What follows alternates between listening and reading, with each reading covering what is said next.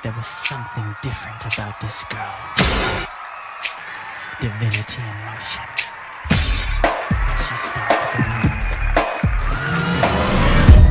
Michael Joseph Jackson fue un cantante, compositor, productor y bailarín estadounidense que nació en la ciudad de Gary, en Indiana. El también conocido como Rey del Pop contribuyó por más de 4 décadas a revolucionar el mundo de la música, moda, danza y publicidad por medio de sus canciones, videoclips y presentaciones en vivo, convirtiéndolo en una de las figuras más importantes del siglo XX. Aprovecho para pedirte que te suscribas y dejes tu like para seguir haciendo videos sobre más historias. También puedes encontrar los álbum, letras y videos musicales de estas y otras canciones en nuestro sitio web storiesbehindsongs.com. Siendo el octavo hijo de la familia Jackson, comenzó su carrera artística dentro de la agrupación familiar de Jackson 5, quienes con el apoyo del sello discográfico Motown lograron integrar a la música de la comunidad afroamericana dentro de la música popular. Pero sería gracias a la carrera como solista de Michael Jackson y al éxito descomunal de sus álbumes Thriller, Bad y Dangerous que las barreras raciales terminarían por derrumbarse en las estaciones y cadenas como MTV, popularmente dirigidas a un público blanco. La gente que conoció a Michael sabe que fue una persona talentosa, perfeccionista, orgullosa y muy ambiciosa al plantearse metas en su carrera musical.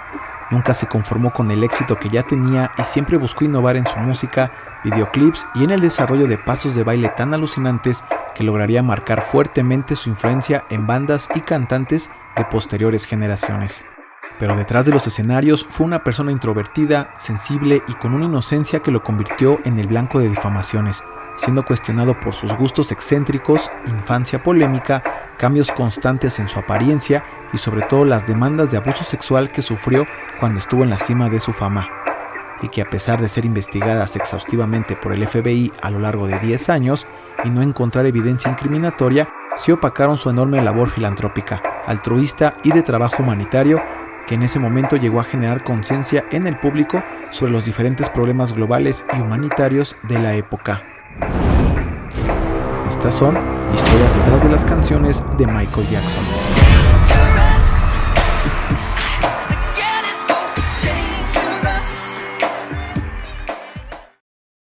Número 8.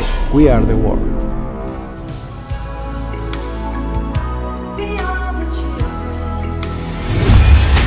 La canción fue escrita por Michael Jackson y Lionel Richie en 1985 como una contribución a una campaña de recaudación de fondos con fines humanitarios. Durante los años 80, las terribles imágenes de la hambruna que se sufría en varios lugares de África conmovieron al músico y activista social Harry Belafonte, quien aprovechó la moda inglesa en los conciertos de caridad para juntar a los cantantes más populares de Estados Unidos con el objetivo de reunir fondos para combatir el hambre en Etiopía, ya que 2 años atrás esta cobró la vida de más de 1 millón de personas. Quincy Jones, el productor del legendario álbum Thriller de Michael Jackson, fue el encargado de elegir e invitar a tantos intérpretes como fuera posible, con la advertencia de que una vez llegando al estudio deberían dejar su ego en la puerta. A la convocatoria asistieron 45 músicos, incluyendo a Ray Charles, Tina Turner, Stevie Wonder, Bob Dylan, Cyndi Lauper, Bruce Springsteen, etc.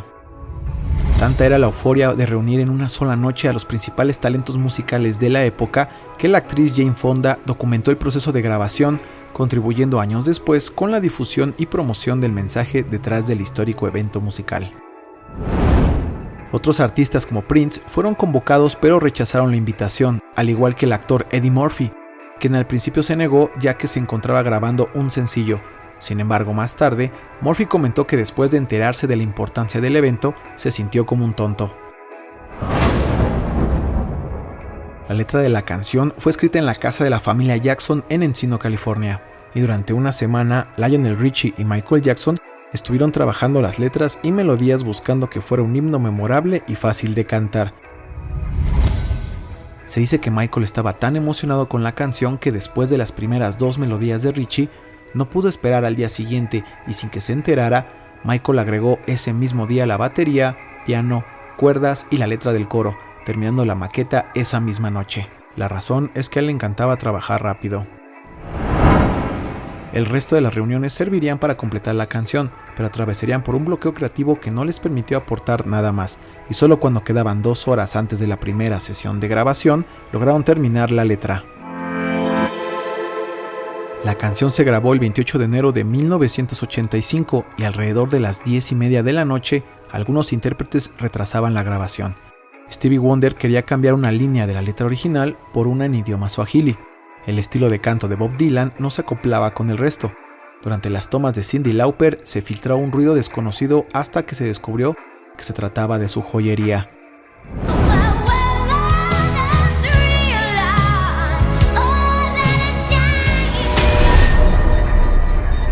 Conforme avanzó la grabación, seguían apareciendo incidencias, además del agotamiento general de grabar toda la noche, y fue solo con la motivación y peticiones de los organizadores que terminaron de grabar a las 8 a.m. Finalmente, la canción fue lanzada el 7 de marzo del mismo año y rápidamente encabezó los primeros lugares en las listas musicales de todo el mundo, logrando convertirse en el sencillo pop estadounidense de mayor venta en la historia. Gracias a su enorme éxito, logró convertirse en un himno en futuros eventos benéficos como el Live Aid y Live Aid.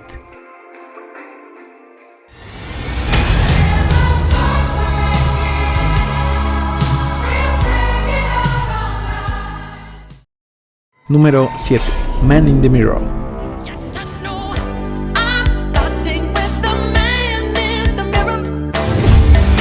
Es la séptima canción del álbum Bad de 1987 y posteriormente fue lanzada como sencillo en 1988 para continuar impulsando las ventas del álbum.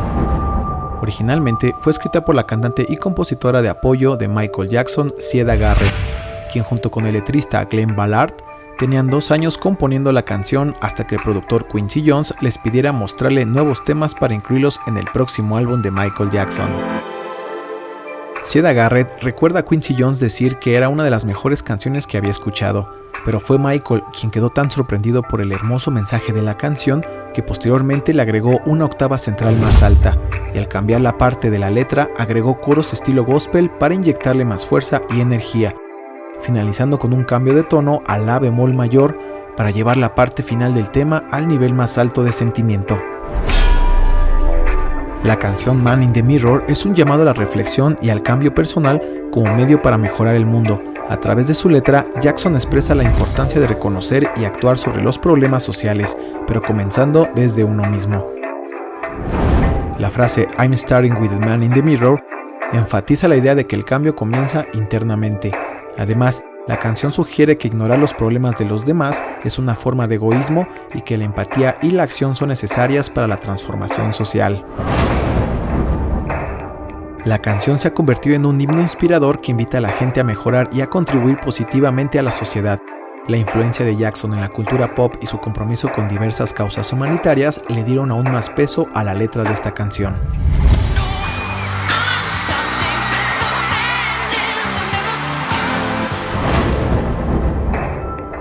El video musical es uno de los pocos en donde no aparece Michael, ya que prefirió mostrar poderosas imágenes contrastadas por eventos históricos y trágicos de gente famosa de todo el mundo. También destaca las imágenes de protestas pacíficas con pobreza como una forma de llevar a la reflexión junto con la melodía. La última vez que se presentó esta canción fue el 21 de octubre del 2001 en el concierto United We Stand que se llevó a cabo en Washington, D.C., como tributo a las víctimas de los ataques del 11 de septiembre. Finalmente, en 2009, tomó un nuevo significado tras la muerte de Michael Jackson, pues al final de su memorial, en el momento final cuando se levanta su ataúd, se utilizó la parte instrumental de esta canción como fondo musical, mientras iluminaba un micrófono como símbolo del vacío que quedaría después del fallecimiento del cantante.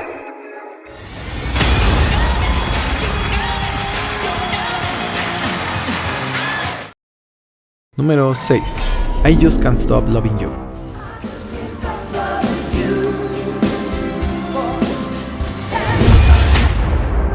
Esta balada de rock fue lanzada como sencillo y es la octava canción del séptimo álbum de estudio Bad de 1987. La canción es un dúo entre Michael Jackson y la compositora de apoyo Siedah Garrett, aunque al principio su productor Barry Gibb invitó a varias cantantes famosas de la talla de Barbra Streisand y Whitney Houston. Sin embargo, Barbra rechazó la invitación por sentir que la canción no sería creíble, ya que ella era 16 años mayor que Michael. De igual forma, el sello discográfico de Whitney Houston rechazó la invitación por medio a que un solo sencillo de Michael Jackson pudiera opacar el lanzamiento del siguiente álbum de Whitney.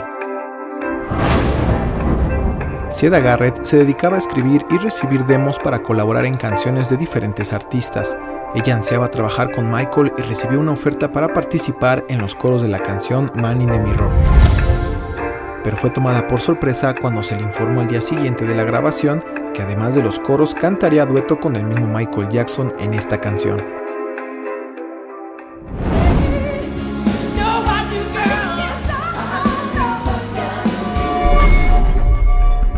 En ese momento, Michael estaba interesado en cantar en otros idiomas.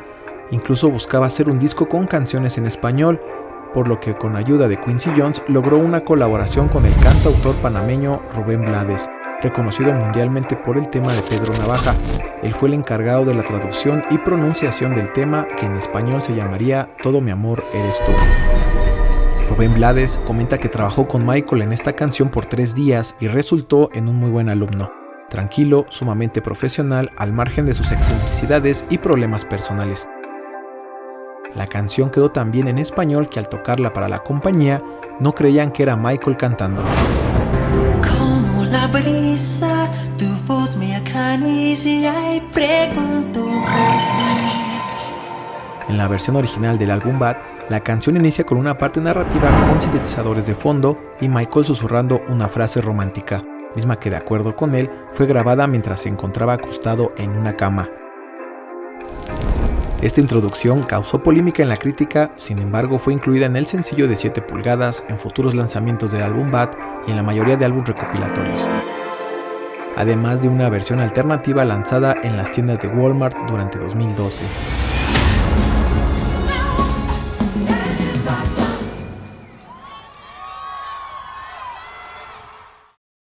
Número 5. Black or White.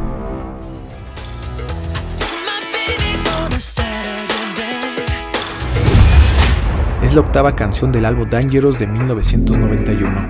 Es considerada la canción rock de mayor venta durante la década de los años 90. Es una mezcla de hard rock con dance y rap, pero se le cataloga como una canción bailable de pop similar a Beat It. El tema fue escrito y grabado junto con otras 80 canciones a lo largo de 18 meses, ya que Michael estaba buscando un sonido totalmente diferente a lo que había logrado con Quincy Jones. Michael contrató al productor Bill Bottrell, con quien había trabajado anteriormente y de quien esperaba el toque de rock para su nuevo disco. Esta colaboración ayudó a que las canciones del álbum Dangerous fueran más agresivas y con un sonido pesado, al mismo tiempo que se usó tecnología de última generación para mezclar y reemplazar instrumentos, logrando que la crítica catalogara el sonido del álbum como áspero y urbano. Cuando se compuso esta canción, Michael inició con un tarareo del riff principal. Después Bottrell interpretó la melodía en una guitarra eléctrica conectada a un emulador, para posteriormente tomar el ritmo de voz de Michael y procesarlo en formato MIDI por medio de un programa de computadora. Al final ya contaban con los instrumentos básicos, pero cuando Michael continuó con otros proyectos, la canción se estancó durante varios meses, hasta que la retomó esperando llenar 2 grandes huecos centrales que tenía.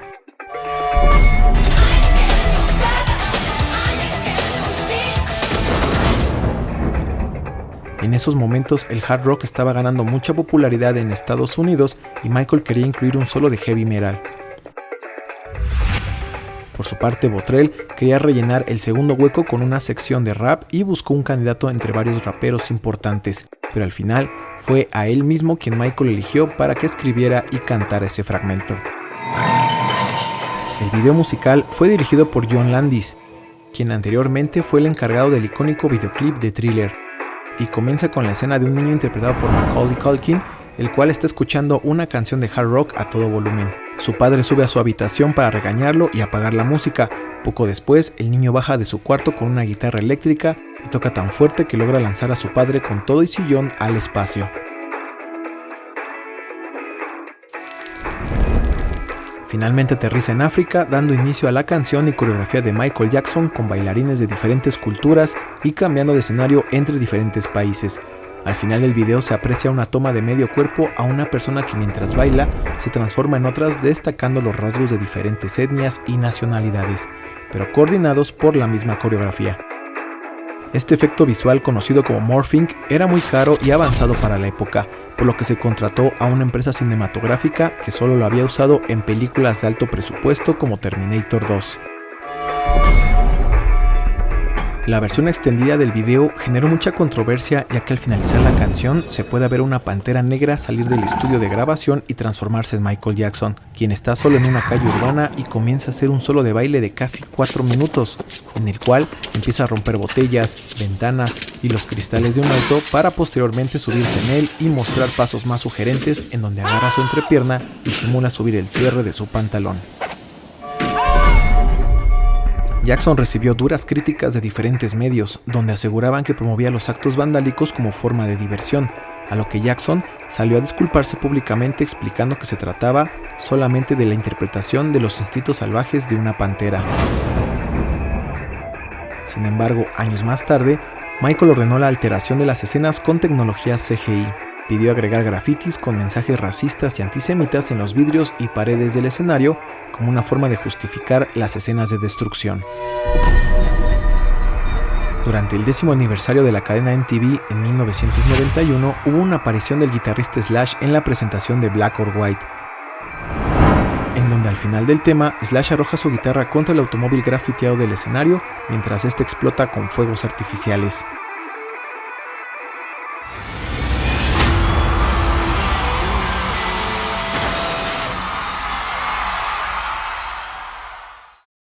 Número 4. Thriller.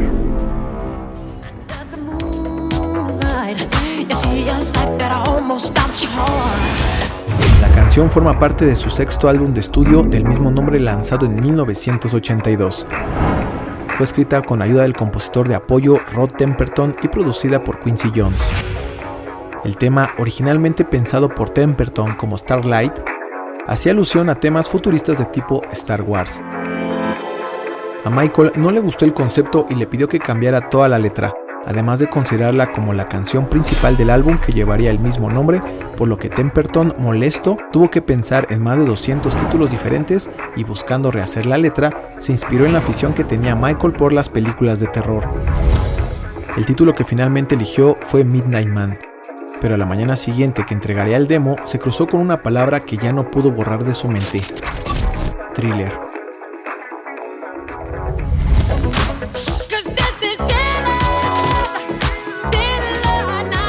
La canción inicia con un bajo y un sintetizador que imprimen un sonido funk poderoso y muy pegadizo, acompañado de efectos de sonido como una puerta abriéndose, truenos, pasos y aullidos de lobo que enfatizan el ambiente espeluznante.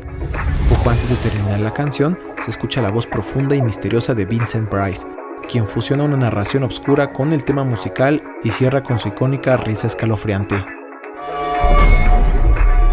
Al principio, Michael consideró invitar a Alice Cooper para el relato de la canción. Sin embargo, la esposa del productor Quincy Jones conoció a Price, quien trabajaba con Cooper, y al ver su trayectoria en películas de terror, lo invitó a participar. Él aceptó inmediatamente.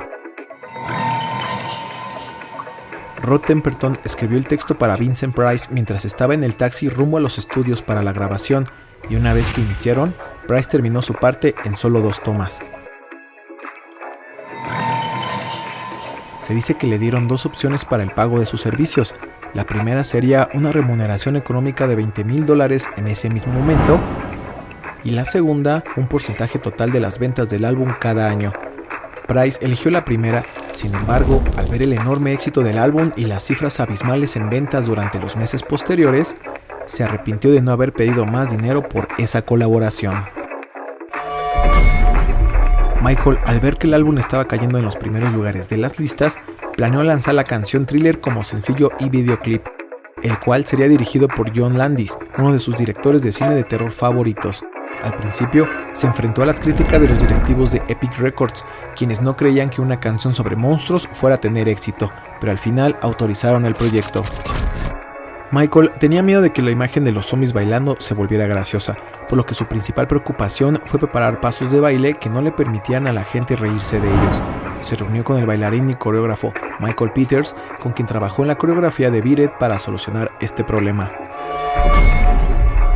Durante la realización del video, Michael exigía más y más producción, hasta que se volvió tan caro que la disquera se negó a seguir financiando el proyecto. Michael tomó la decisión de producir un documental sobre el proceso de creación del video musical para conseguir financiamiento al venderlo a las cadenas de televisión, logrando convencer a MTV de pagar $250,000 por los derechos exclusivos para transmitir el documental, al igual que otras empresas de entretenimiento. Acertadamente, la publicación del videoclip duplicó las ventas del álbum, que por sí solo ya era muy exitoso, convirtiéndolo en el más vendido de todos los tiempos y cambiando para siempre el concepto del video musical al usar coreografías masivas y llevarlas a una forma de arte serio. El video musical no solo rompió las barreras raciales del entretenimiento de esos años, también permitió rescatar a la industria de la venta de discos, que ya comenzaba a perder terreno ante las nuevas tecnologías como la televisión y los videojuegos, además de popularizar el formato de making of de las grandes producciones.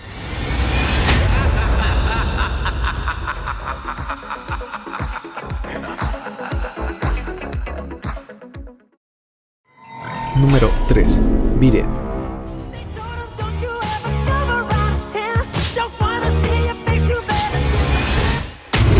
Es la tercera canción del álbum Thriller de 1982. Después de su quinto álbum de estudio llamado Off the Wall, Michael Jackson había causado sensación en un sector de la población, destacando por su música, baile solista y coreografías masivas. Quincy Jones animó a Jackson para que incluyera una canción rock en el álbum. Jackson aceptó, pero con la condición de que el tema fuera algo que él mismo compraría si fuera una tienda de discos, además de querer que fuera disfrutable para todo el público. Quincy contactó a Eddie Van Halen para invitarlo a colaborar, y aunque al principio Eddie creía que era una broma y le colgó 3 veces el teléfono, al final aceptó participar con la condición de no aparecer en los créditos y no recibir ningún pago, ya que bajo contrato tenía prohibido hacer proyectos como solista. Pero aprovechando que sus compañeros de la banda estaban de vacaciones, se presentó a grabar. Se dice que Van Halen cambió el tono de la canción y la modificó para ajustarla a su guitarra. Del mismo modo terminó su colaboración en solo 2 tomas, y unos segundos antes de iniciar el solo se puede escuchar varios golpes sobre madera.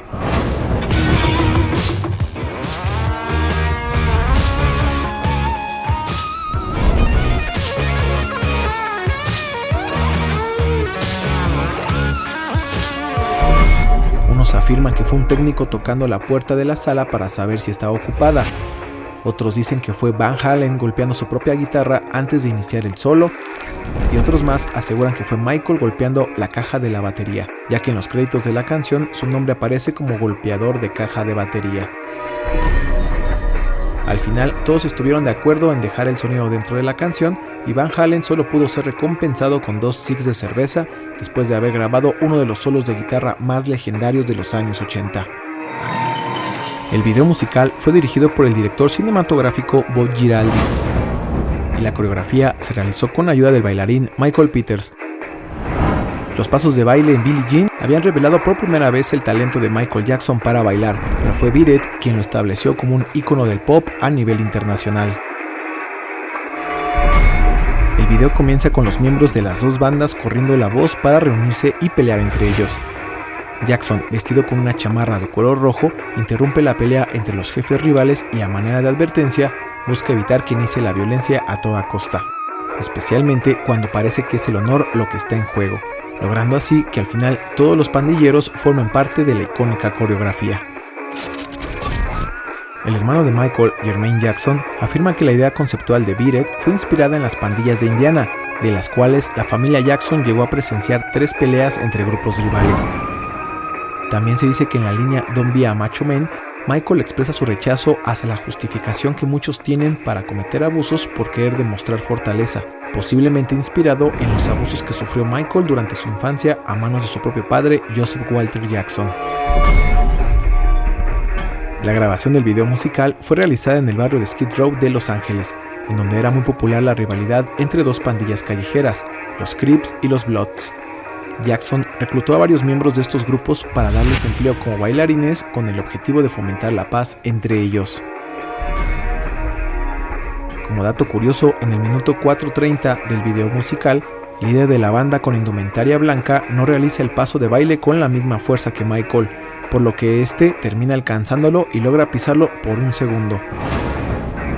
De igual forma, en el video musical se puede ver bailando a un joven Tracy Guns de 17 años, que recién fundaba la banda LA Guns y que en unos años después formaría parte de los inicios de la banda Guns N' Roses.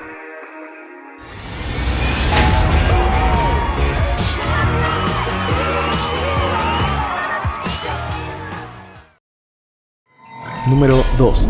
Smooth Criminal.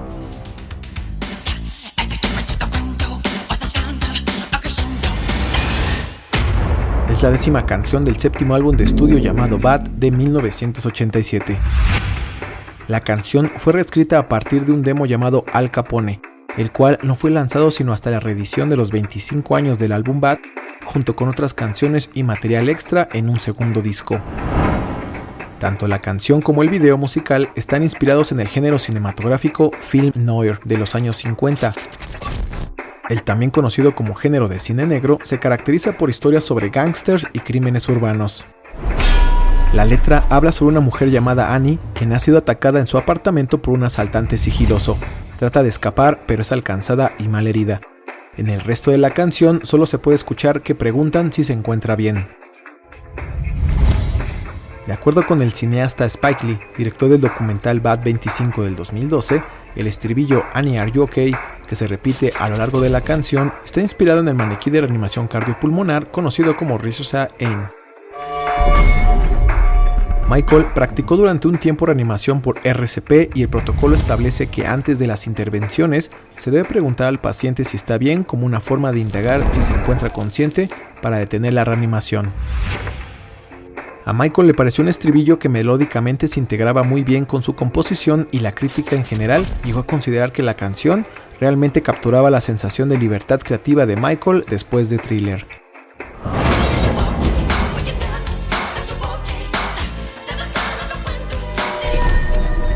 El coreógrafo Vincent Partenson, al escuchar la maqueta, tenía clara la idea de grabar dentro de un club de gángsters, y el traje blanco y sombrero tipo fedora que usa Michael fue inspirado en la comedia romántica musical The Bandwagon. De la misma forma, Jackson propuso un movimiento con sus bailarines donde realizan una inclinación de 45 grados hacia adelante que luce físicamente imposible. En el video, la ilusión se creó a partir del uso de cables y arneses, pero el equipo de Jackson creó y patentó unos zapatos diseñados para engancharse a clavijas en el piso del escenario. Estos permiten llevar la inclinación del bailarín más allá del centro de gravedad, siempre y cuando se mantenga la espalda firme y los pies apoyados en el suelo. Este movimiento en vivo requiere de mucha fuerza atlética en las piernas.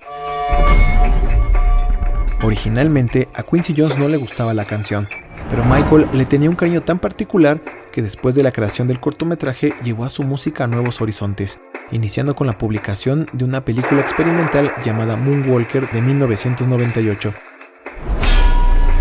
También llegó al mercado de los videojuegos con un par de títulos desarrollados por Sega para sus consolas y arcades. La empresa de juguetes japoneses Bandai lanzó una figura de acción de Jackson con su atuendo de Smooth Criminal e incluso se adaptó a la película en formato de cómic 3D por la editorial Blackthorn Publishing, la cual pagó una muy elevada suma por los derechos, pero el cómic al fracasar en ventas al año siguiente pegó fuertemente en las finanzas de la editorial, llevándola finalmente a declararse en bancarrota.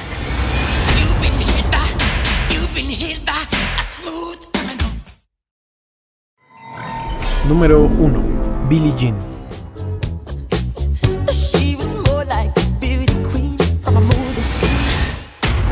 Es la 6ª canción del 6º álbum de estudio Thriller de 1982. La canción fue escrita por Michael Jackson en tan solo 5 minutos y ha declarado que mientras la escribía podía sentir que se convertiría en un éxito.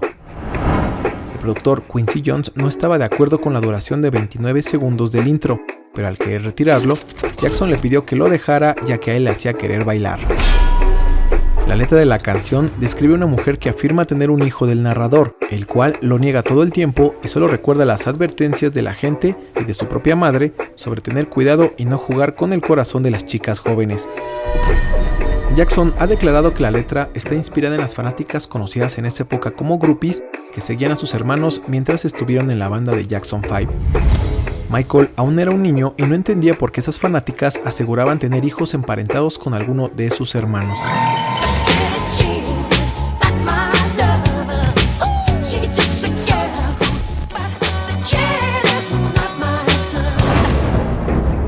El tecladista de sesión, Greg Phillinganes, aseguró que después de grabar la canción descubrió que era grandiosa en cada nivel, en el ritmo, en el sonido, en la melodía, en la letra y que puede afectar física, emocional y hasta espiritualmente. Actualmente, varios críticos la consideran como una de las mejores canciones jamás hechas. Quincy Jones recuerda cuando trabajó con Donna Summer en la canción State of Independence. Originalmente compuesta por John Evangelis, en esa ocasión Michael participó en los coros y se cree que de ahí tomó las notas del bajo y teclado para posteriormente adaptarlas a una versión más funky.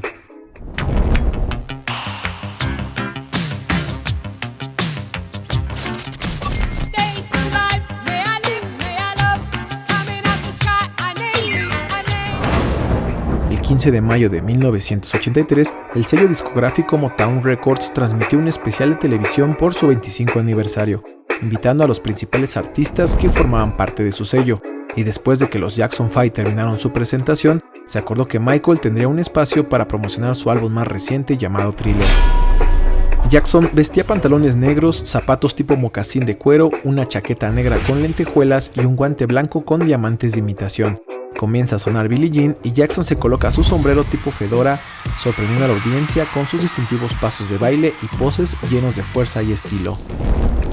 Finalmente, y durante el interludio instrumental de la canción, ejecuta un movimiento que crea un efecto visual donde aparenta caminar hacia adelante, pero su cuerpo va hacia atrás, y termina dando un giro para finalmente levantar su peso sobre las puntas de sus zapatos.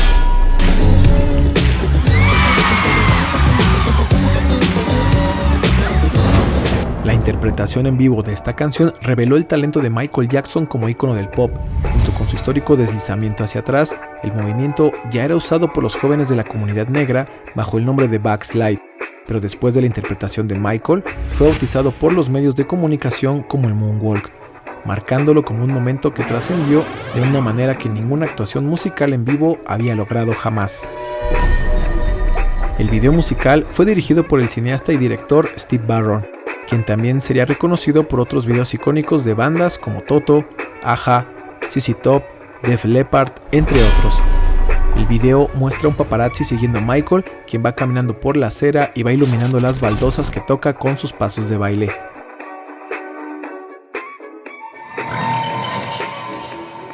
Steve Knopper, uno de los biógrafos de Jackson, ha especulado si el vestuario y la coreografía de esta canción están profundamente inspirados en la rutina de baile del actor y coreógrafo norteamericano Bob Fosse. En la película musical El Principito de 1974, Fosse caracteriza al personaje de la serpiente y durante la interpretación de su tema musical A Snake in the Grass, realiza una coreografía en donde es posible apreciar muchos de los pasos de Jackson, incluyendo los movimientos de cadera, posición de las piernas, hombros y manos. Jackson ha reconocido abiertamente ser un gran fan del trabajo de Bob Fosse, al grado de tener una colección casera de sus coreografías que realizó para cine y televisión. Un accidente asociado a esta canción ocurrió en 1984, cuando la compañía de refrescos Pepsi aceptó pagar a Michael Jackson la extravagante cantidad de $5 millones por grabar algunos comerciales de su nueva campaña Choice of the New Generation. Michael reescribió la letra de Billie Jean y durante la filmación del segundo comercial, en la sexta toma, él se encontraba a unos pasos más cerca de los fuegos artificiales, los cuales fueron detonados antes de tiempo, logrando que algunas chispas alcanzaran al cantante y el fijador que usaba en el cabello permitió que el fuego creciera rápidamente en su cabeza. Michael continuó con su rutina hasta que fue alcanzado por el personal y sus hermanos para tratar de extinguir el fuego que ya se había expandido en todo su cabello y parte de su rostro. Michael fue hospitalizado de quemaduras de segundo y tercer grado. Tuvieron que darle fuertes medicamentos contra el dolor y someterlo a cirugía reconstructiva en diferentes partes de la cabeza. Muchos de los biógrafos especializados en Michael coinciden en que este fue el accidente que volvió al cantante adicto a los calmantes, ya que el dolor de las secuelas nunca desapareció. La relación comercial entre Jackson y Pepsi no se vio afectada por el accidente, ya que al año siguiente firmaron un nuevo contrato que cubriría 5 continentes, esta vez por $10 millones, manteniendo la relación comercial por más de 20 años hasta que las denuncias por abuso sexual en contra de Jackson obligaron a la compañía refresquera a deslindarse fríamente de él. Si el video te gustó, compártelo con tus amigos y familiares para que conozcan más sobre estos temas. Recuerda que puedes dejarnos en los comentarios de qué otros cantantes o bandas te gustaría conocer historias detrás de sus canciones. Hasta la próxima.